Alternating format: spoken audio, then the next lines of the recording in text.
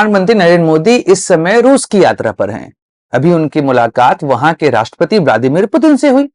इसमें Vladimir Putin ने एक बात कही कि जिस तरह से भारत और रशिया का संबंध है, इसमें मैं अगर अपनी भाषा में भी बोलूंगा तो प्रधानमंत्री मोदी समझ जाएंगे।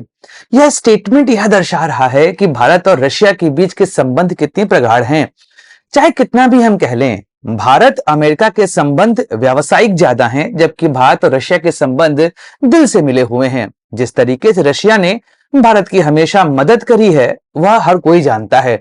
इसी वजह से जिस समय रशिया के ऊपर पूरे विश्व ने सैंक्शन लगा दिया, उस दौर पे भी भारत रशिया के साथ ट्रेड कर रहा है और ईस्ट और वेस्ट दोनों को भारत एक अच्छे तरीके से लेकर आगे बढ़ रहा है और भारत की प्रगति भी इसी में है।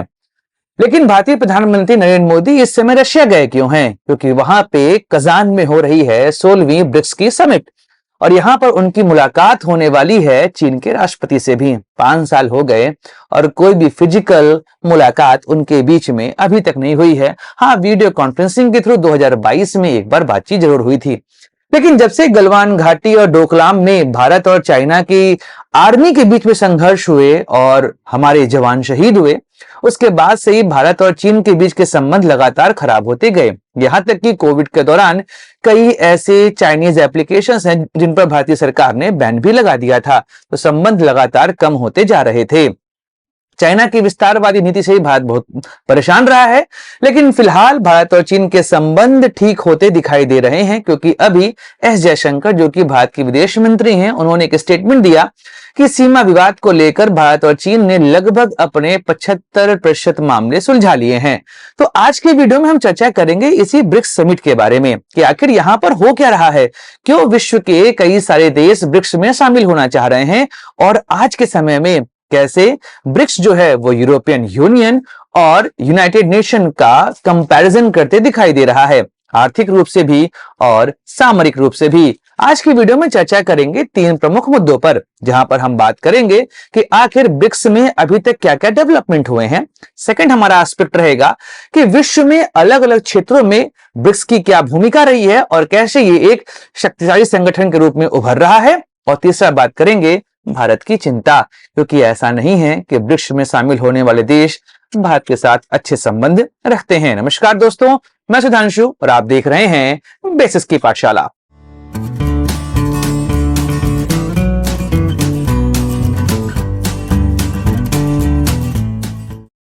दोस्तों, ब्रिक्स की अवधारणा जब हम इसकी बात करते हैं तो 2006 में पहली बार इसकी अवधारणा एक ब्रिटिश इकोनॉमिस्ट जिम ओ'नील ने रखी। उन्होंने ब्रिक वर्ड काउंट किया था, Brazil, Russia, India and China, जो कि उस दौर में विश्व की उभरती हुई शक्ति थे। उसी दौर में 2006 में पहली बार ब्रिक के संगठनों के बीच में एक औपचारिक मुलाकात देखी गई। लेकिन यह औपचारिक मुलाकात अभी भी किसी संगठन का रूप नहीं ले पाई थी। लेकिन उसी दौर पे 2008 और 2009 में विश्व में आई मंदी। विश्व के पश्चिमी देश इस मंदी में बहुत परेशान रहे। अमेरिका तो लगभग डिस्ट्रॉय हो चुका था। लेकिन ब्रिक जो देश थे उस दौर पे, वह आर्थिक मंदी को भी अच्छे तरीके से टैकल करते दिखाई दिए और इनकी अर्थव्यवस्था बहुत तेजी से बढ़ती दिखाई दी। यहां तक कि इनकी अर्थव्यवस्था आने वाले कुछ सालों में विश्व की सबसे तेज बढ़ती हुई अर्थव्यवस्था बन गई। भारत, चीन और रशिया विश्व के सबसे तेज आर्थिक रूप से उभरते हुए राष्ट्र देखे जा रहे हैं। 2009 में इसकी मीटिंग होती है रशिया में और वहां पर ब्रिक औपचारिक रूप से एक संगठन के रूप में आगे बढ़ता है। 2010 जब चाइना में इसकी मीटिंग होती है, एक नए राष्ट्र को इसमें जोड़ा गया, वह था साउथ अफ्रीका, और यहां से ब्रिक बन जाता है ब्रिक्स, मतलब ब्राजील, रशिया, इंडिया, चाइना और साउथ अफ्रीका। अब यह विश्व के ऐसे देश थे जो कि अल्टरनेट एक रास्ता प्रोवाइड कर रहे थे पूरे विश्व को, जहां पर पूरा विश्व केवल पश्चिमी देशों के आधार पर आगे बढ़ रहा था। वर्ल्ड बैंक, IMF और यूरोपियन यूनियन या विश्व की अर्थव्यवस्था को नियंत्रित कर रहे थे। ऐसे में भारत, रशिया, चाइना और साउथ अफ्रीका, ब्राजील, ये सभी देश एक नया अल्टरनेट प्रोवाइड कर रहे थे। इसी बीच में क्या हुआ, IMF और वर्ल्ड बैंक, ये ब्रिटेन वुड्स संस्थान जो वर्ल्ड की इकोनॉमी को कंट्रोल कर रहे हैं, देखिए 1945 में जब वर्ल्ड वॉर खत्म होता है, उसके बाद जो ब्रिटेन वुड एग्रीमेंट हुआ, इसमें वर्ल्ड बैंक और आईएमएफ ये लगभग पूरे विश्व की इकोनॉमी को कंट्रोल करते दिखाई दिए। विश्व के सभी देश इनके सामने हाथ फैलाकर भीख मांगते, और सीधी बात है इनका हेडक्वार्टर वॉशिंगटन में था, तो ऐसे में अमेरिका का इन्फ्लुएंस देखा जाने लगा। तो भारत और यहां तक कि चीन जैसे राष्ट्रों को यहां से लोन मिलने में दिक्कतें होती थी। 1990 का दौर आपको याद होगा, जब भारत की अर्थव्यवस्था कोलैप्स कर रही थी, आईएमएफ ने मना कर दिया था मदद करने से, और अमेरिका ने भी भारत का उस समय उपयोग किया। खाड़ी युद्ध के दौरान उन्होंने कहा कि भारत हमारे यानों में ऑयल भरे, मतलब फ्यूल भरे, उसके बाद ही हम उसको कुछ यहां पर इकोनॉमिक हेल्प प्रोवाइड करेंगे। तो आप सोचिए कैसा इन लोगों का रोल रहा होगा। तब भारत और रशिया, चाइना और इसके अलावा साउथ अफ्रीका, ब्राजील, ये सभी देश इन्होंने 2013 में प्लान किया कि हमें भी एक नया बैंक बनाना है। उसका नाम रखा गया न्यू डेवलपमेंट बैंक, और 2014 में न्यू डेवलपमेंट बैंक बना। फिलहाल इसकी कोई करेंसी नहीं है, लेकिन यह देश कोशिश कर रहे हैं कि इसकी एक करेंसी लॉन्च की जाए, क्यों हम डॉलर में ट्रेड करें। यहां तक कि रशिया कोशिश कर रहा है कि सभी ट्रेड जो हैं वह लोकल करेंसी में हो, मतलब यह जो पांचों देश हैं यह आपस में ट्रेड करें अपनी करेंसी में, ऐसे डॉलर लगातार कमजोर होता जाएगा। फिलहाल इसको लेकर कोई अभी पॉलिसी नहीं आई है, लेकिन न्यू डेवलपमेंट बैंक एक अच्छे तरीके से काम करने वाला इंटरनेशनल बैंक बन रहा है। यहां तक कि देखा जाए तो यूरोपियन यूनियन की इकोनॉमिक पावर को रिड्यूस करते हुए इस समय ब्रिक्स बैंक जो है वो 3rd नंबर पर आ चुका है। वर्ल्ड बैंक, आईएमएफ के बाद ब्रिक्स का ही नाम लिया जा रहा है। तो ऐसे में आप समझ सकते हैं कि यह अर्थव्यवस्थाएं कितनी तेजी से इस समय विश्व को एक नया अल्टरनेट प्रोवाइड कर रही हैं। इसके अलावा 2023 में फिर से मीटिंग होती है, और इस मीटिंग के दौरान 5 राष्ट्रों ने अनुरोध किया कि हमें भी शामिल किया जाए, ईरान, इजिप्ट, इथियोपिया, अर्जेंटीना और यूएई। लेकिन अर्जेंटीना में सरकार बदलती है, और 2024 में जो अभी मीटिंग हो रही है 16वीं, रशिया में, यहां पर 4 नए राष्ट्रों को शामिल किया गया, जिसमें ईरान, इथियोपिया, इजिप्ट और यूएई शामिल हैं। यूएई का आना बहुत आवश्यक था कि वर्ल्ड के एक्सपोर्ट में यूएई का 2% से अधिक योगदान है। तो ऐसे में अगर यह देश इसमें शामिल हो गया है तो फिर इसकी आर्थिक स्थिति और मजबूत होती दिखाई देगी। तो वर्तमान समय में ब्रिक्स में 5 की जगह पर 9 राष्ट्र हो चुके हैं, और इस तरीके से वर्ल्ड की इकोनॉमी को यह राष्ट्र काफी इन्फ्लुएंस करते आपको दिखाई देने वाले हैं। दोस्तों, यह तो पूरी बात थी कि आखिर ब्रिक्स में क्या डेवलपमेंट अभी तक देखे गए। बात करते हैं जो सामरिक महत्व है, इसके अलावा आर्थिक महत्व किस तरीके से ब्रिक्स का बढ़ता जा रहा है। पहले बात करते हैं कि ब्रिक्स में आने वाले राष्ट्र वर्ल्ड में कितनी लैंड बाउंड्री को शेयर करते हैं। तो पहले बात करें, अगर ब्रिक्स देशों की बात करें तो दुनिया में जितनी जमीन है उसका 28% इन्हीं देशों के पास है। आप देखेंगे 2004 से पहले जो यहाँ पर संगठन था, इसमें भारत 2.4% का लैंड ओन करता है पूरे विश्व का, चीन 6.3, रूस 11%, ब्राजील 5.6 और साउथ अफ्रीका 0.8। लेकिन जब से यह बाकी देश शामिल हुए हैं, जो बाकी 4 आए हैं, तो इजिप्ट, इथियोपिया, ईरान और यूएई 0.7, 0.7, 1.1 और 0.1। तो इस तरीके से विश्व में लैंड कंट्रोलिंग में भी इनका रोल क्या हो गया है, बढ़ गया है। अब बात करते हैं पॉपुलेशन, क्योंकि अगर पॉपुलेशन नहीं होगी तो आप सामान किसको बेचेंगे। तो इस तरीके से विश्व के सबसे अधिक डिमांड को क्रिएट करने वाले यह देश हैं। अगर देखा जाए तो वर्तमान समय में 44% जो पॉपुलेशन है वो ब्रिक्स देशों में निवास कर रही है, जहां पर भारत में पूरे विश्व की 17.8%, चीन 17.4%, रूस 1.77%, ब्राजील 2.6 और साउथ अफ्रीका 0.7% की पॉपुलेशन होल्ड कर रहे हैं।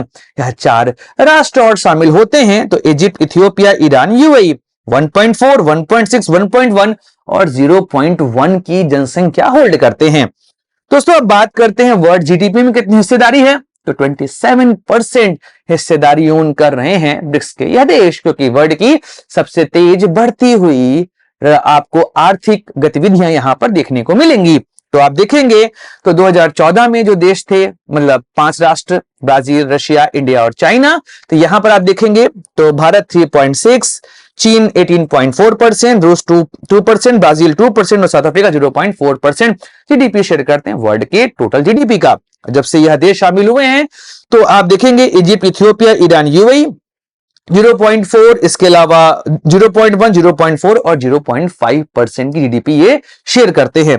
अब बात करते हैं कंज्यूमर मार्केट में क्या हिस्सा है। तो कंज्यूमर मार्केट में 23% जो टोटल हिस्सा है वह शेयर करता है यह ब्रिक्स का पूरा ग्रुप। तो यहां पर देखेंगे भारत, चीन, रूस, ब्राजील, साउथ अफ्रीका, अगर इनको देखा जाए तो 4.3%, 13%, 1.9%, 2.6% और 0.4%। जब से यह 4 देश शामिल हुए हैं संख्या थोड़ी बढ़ गई है। इजिप्ट, इथियोपिया, ईरान, यूएई 0.4, 0.1, 0.4 और 0.3% का शेयर होल्ड करते हैं। अब बात करते हैं एक्सपोर्ट की, तो 15% एक्सपोर्ट शेयर करते हैं यह सभी राष्ट्र, जहां पर भारत 1.8, चीन 6.3, रूस 2.1, ब्राजील 1.3, साउथ अफ्रीका 0.5%। जो नए राष्ट्र हैं इसमें से इजिप्ट 0.2, इथियोपिया 0.02, ईरान 0.3, यूएई 2.4%। इसका मतलब वर्ल्ड के एक्सपोर्ट में भी ब्रिक्स राष्ट्रों की जो ताकत है वो बड़ी है। अब जो सबसे बड़ी बात है, क्योंकि आप देखेंगे जब से नाटो बना तो नाटो ने तरीके से पूरे वर्ल्ड को डिक्टेट किया, और नाटो का ही रोल रहा है यूक्रेन और रशिया के बीच में जो वॉर आपको देखी जा रही है। और ऐसे में यह नाटो देश एक शक्ति के रूप में उभर रहे हैं। यह अलग बात है कि ब्रिक्स का अभी भी कोई मिलिट्री संगठन एज सच नहीं बना हुआ, लेकिन अगर वर्ल्ड की मिलिट्री पावर में देखा जाए तो नंबर 1 पे एज यूजुअल यूएसए है, लेकिन 2, 3 और 4 यहां पर ब्रिक्स देश ही हैं। मतलब 2 पर रूस, 3 पर चीन और 4 पर भारत। तो ऐसे में वर्ल्ड की मिलिट्री पावर में भी यह संगठन काफी इंपॉर्टेंट रोल प्ले कर रहे हैं। इसके अलावा ब्राजील और साउथ अफ्रीका की बात करें तो ब्राजील 12 और साउथ अफ्रीका 33वें नंबर पर आता है।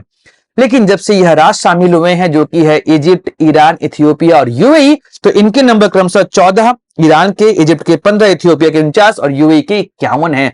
तो मिलिट्री पावर में भी इनका रोल जो है वो काफी बढ़ता आपको दिखाई देगा। तो यह है प्रेजेंट टाइम में ब्रिक्स, जो आपके ब्रिक्स के देश हैं उनके बीच में क्या रिलेशन है और कैसे वर्ल्ड पावर को ये नियंत्रित कर सकते हैं आने वाले समय में। लेकिन चीजें इतनी आसान आपको लग रही हैं, इतनी आसान है नहीं, क्योंकि भारत की चिंताएं यहां पर ज्यादा हैं। क्योंकि अभी व्लादिमीर पुतिन ने एक बात कही कि लगभग 40 देश ब्रिक्स में शामिल होना चाहते हैं। तो भारत की चिंता यहां पर सबसे ज्यादा इसलिए है कि पाकिस्तान ने भी इसमें औपचारिक रूप से शामिल होने की अर्जी दी है, और भारत और पाकिस्तान के संबंध फिलहाल अच्छे नहीं चल रहे हैं। और इस तरीके से भारत की चिंता यह है कि बिना किसी नियमावली के बाकी देशों को इसमें शामिल ना किया जाए, अन्यथा ब्रिक्स अपना औचित्य खो सकता है। और कहीं ऐसा ना हो कि ब्रिक्स का भी हाल सार्क जैसा हो जाए, जो कि भारत ने अभी देखा कि सार्क देश जो हैं, जो भारत के आसपास के उपमहाद्वीप के देश थे सार्क, उसमें भारत सबसे बड़ा राष्ट्र था और यह सबको एक तरीके से हेल्प प्रोवाइड करता था। लेकिन पाकिस्तान सेकंड पावर के फॉर्म में उभर रहा था और भारत और पाकिस्तान के संबंध बहुत खराब थे।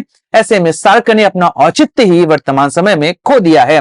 भारत और चीन के संबंध थोड़े ऊंच नीच आकार पे चलते रहते हैं। ऐसे में पाकिस्तान का आना ब्रिक्स में गुटबाजी को बढ़ावा दे सकता है। इस वजह से भारत नहीं चाह रहा है कि ब्रिक्स में किसी भी देश को ऐसे शामिल कर लिया जाए। अभी ईरान का आप केस देख रहे हैं, क्योंकि ईरान और इजराइल के बीच में भी दिक्कतें चल रही हैं और भारत के संबंध ईरान और इजराइल से अच्छे हैं, और फिलहाल इजराइल की तरफ हम टिल्टेड ज्यादा दिखाई दे रहे हैं।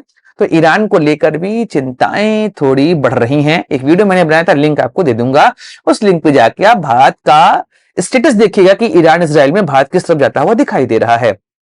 लेकिन जो भारत की सबसे बड़ी चिंता है वो है एंटी वेस्ट का ब्रिक्स ना बन जाए, मतलब एंटी वेस्ट ना शो होने लगे ब्रिक्स, क्योंकि रशिया और चाइना, इनके रिलेशंस अमेरिका से अच्छे नहीं है, वेस्ट देशों से अच्छे नहीं है। नाटो का केस आपने देखा अभी। और ऐसे में चाइना और रशिया कोशिश कर रहे हैं ब्रिक्स को एंटी वेस्ट साबित करने का, जबकि भारत का वेस्ट और ईस्ट दोनों से अच्छे संबंध चल रहे हैं। भारत अमेरिका एक अच्छे साझेदार के रूप में पिछले 14 सालों में उभरे हैं, खासकर 2008 में जब भारत और अमेरिका के बीच में परमाणु संबंध अच्छे हुए, एक टीटी साइन हुई, उसके बाद से संबंध हमारे अच्छे होते चले गए। यहां तक कि अभी कनाडा वायलेशन में भी अमेरिका ने खुलकर कनाडा का सपोर्ट नहीं किया है।